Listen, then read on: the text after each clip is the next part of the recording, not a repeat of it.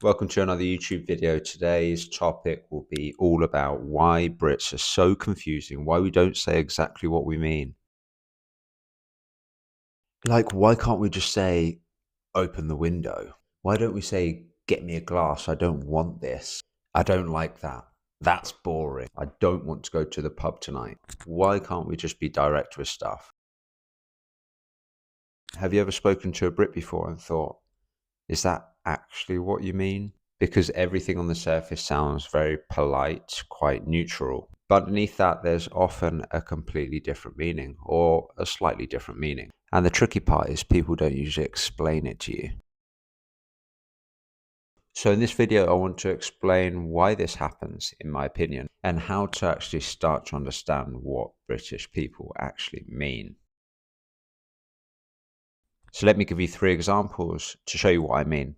Number 1, I'm not sure about that. Number 2, that's interesting. And number 3, maybe. If you think it always means the same thing, where you're kind of wrong. So whilst I'm not sure about that can mean that I'm not sure, it can also mean potentially I don't agree with that.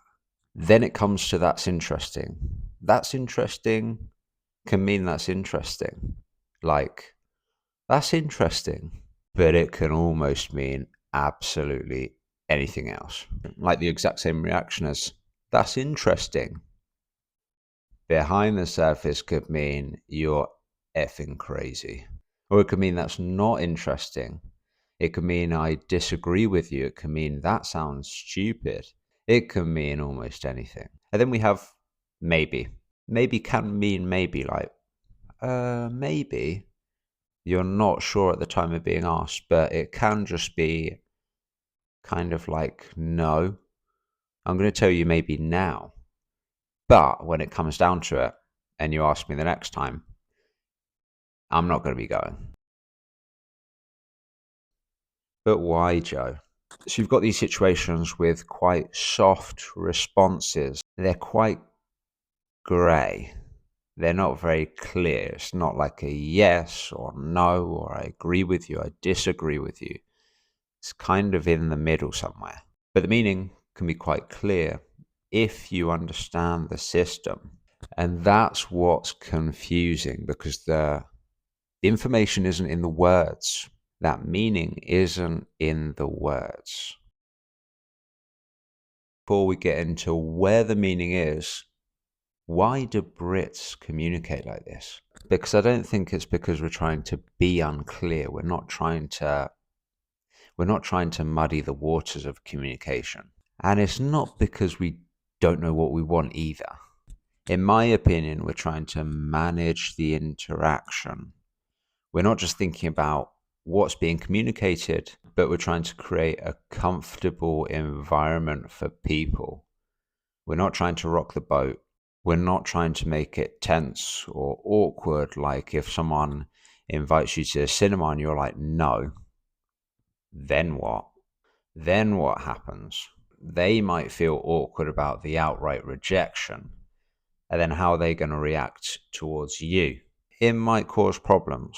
So instead of focusing on being completely clear, the focus with many people, not everybody, is to make the interaction comfortable, or as comfortable as possible. So that's where, like I said, you're trying to avoid awkwardness, you're trying to avoid tension, or just making things too intense, like an example of saying, I love you to someone.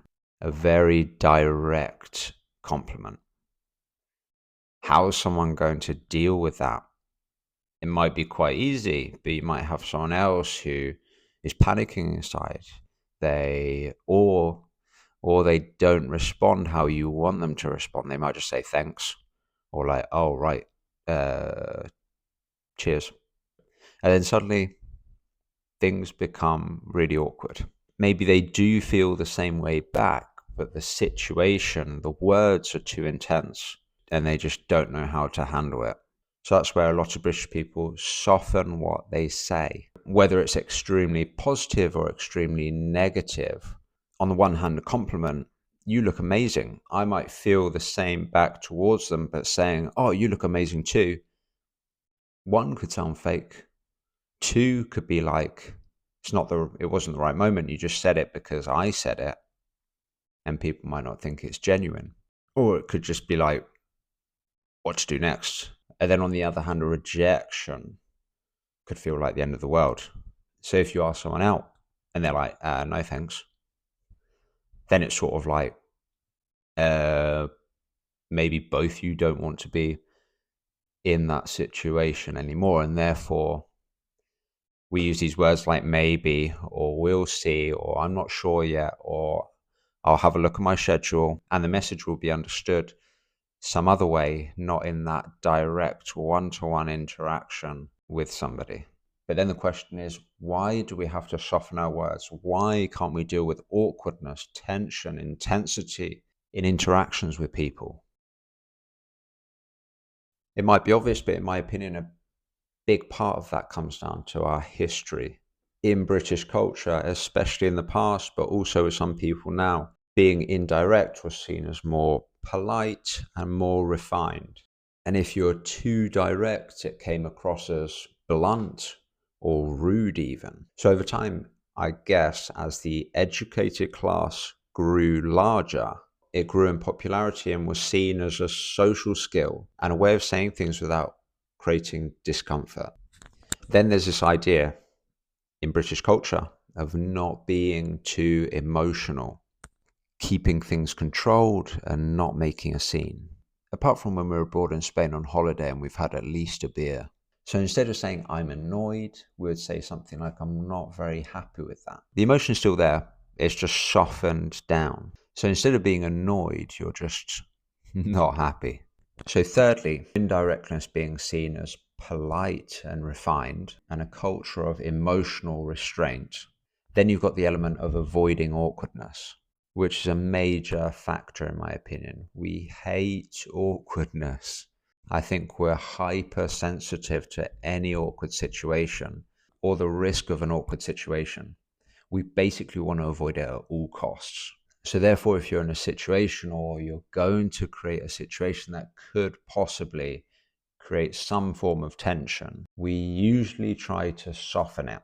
So you're kind of juggling communicating what you want to communicate whilst also managing the environment and trying to make it somewhat comfortable now and for the future. Probably because we lived on a small island in close-knit communities and therefore maintaining the social harmony was of massive importance. Imagine ruffling some feathers in the neighborhood. Suddenly, people start talking. But anyway, we want to avoid awkwardness. We want to maintain social harmony and make sure everyone's kind of getting along. And fourthly, similarly, maybe not being too imposing. We don't want to impose on other people. So instead of saying, do you want to go out with me? You might say, oh, I was thinking we could possibly go out one time in the next couple of weeks if you were interested.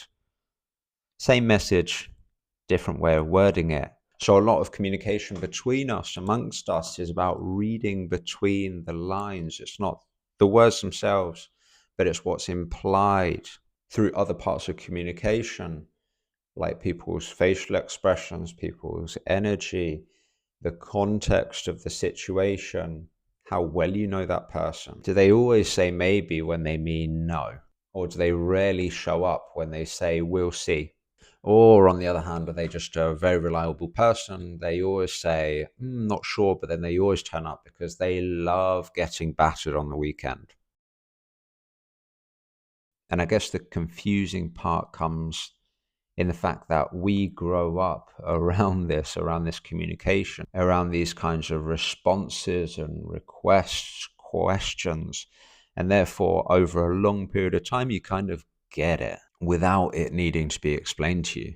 Outside of this is how you say things to not seem rude, etc., etc. So the meaning, a lot of the time, there are obviously many exceptions and people communicate in all kinds of different ways, but with a lot of people, the meaning isn't said directly. But why does this matter to you? So if you're learning English and you reach at least an all right level, you reach intermediate level, This is probably one of the things you still don't understand about us. It's one of the hardest things because it's not taught in the textbooks. It's not necessarily felt directly when talking with Brits because we're not very confrontational, and therefore we won't mention how something came across. And therefore learning the words isn't enough. Learning the phrases isn't necessarily enough either. Like, could you do this? Would you mind doing that? You might be able to regurgitate, re-say those words and expressions, but you might not understand why and therefore use them in wider contexts. Alternatively, default to what you would normally say, but in English. And then when it comes to how we communicate back to you, you might not actually understand us, which is a problem. So I say maybe to you and you're like, oh, it means maybe, when it might not. Or if you ask the same question to me again and again, and I finally say no, you might not understand that you crossed the line, maybe at least a question back, and I've had it up to here, so much so that I said no. Or maybe not. It kind of depends on the person. But anyway, the aim of language speaking is communication to understand each other. But here you can understand the language, the words themselves, but you can still easily miss the meaning. And that's why British communication can feel so confusing even at the highest level. So how do you deal with it? How can you manage this? How can you understand us much, much better? So it's less. So when we talk, listen less to the exact words and the direct meaning behind the words, and understand more about how they're being used. Focus on the relationship with a person. Are you close? Are you not close? Do you not know each other? How do they normally communicate? Are they quite softly spoken? Do they always understate things? Can you feel that they're very happy, but they say, yeah, I'm not too bad, mate, with a smile? Trust your feelings. Trust your eyes. Is your gut telling you they aren't interested when they say maybe? What's the wider context? Who else is involved? Is it a one-on-one conversation? Are other people listening? Are other people in the group? Think about those around, the person you're talking to, your relationship, how they communicate, how they like to be communicated to. And if you don't have that information because you don't know them well or you've never met them before, veer on the side of caution. Be more polite, less direct, or just offer them a drink. I joke. So as a closing statement, we don't quite avoid saying what we mean. It's just implied. It's just we say it in a different way, not with words necessarily, but with every other form of communication. Like, yeah, you're funny, aren't ya? You're funny. Or like, oh yeah, he's a really cool guy. Or yeah, I'll look at my calendar and see if I'm available. And if I've got a free slot of the weekend, then I'll definitely hit you up. You start to see what I mean? It's not just in the exact words that I'm saying, it's the way that I'm saying it. Pay attention to the other elements, especially body language, tone, the context of which you're communicating in. Is it a business environment or is it in a casual interaction with someone? So why we do this isn't because we're trying to be unclear, but it's about keeping things smooth. And once you understand that this is of vital importance for us, things start to make more sense and communication becomes clearer. Let's leave it there. That's another wrap for a YouTube video. Hope you enjoyed it, found it useful. Like, subscribe, etc. See you in the next one, boys and girls.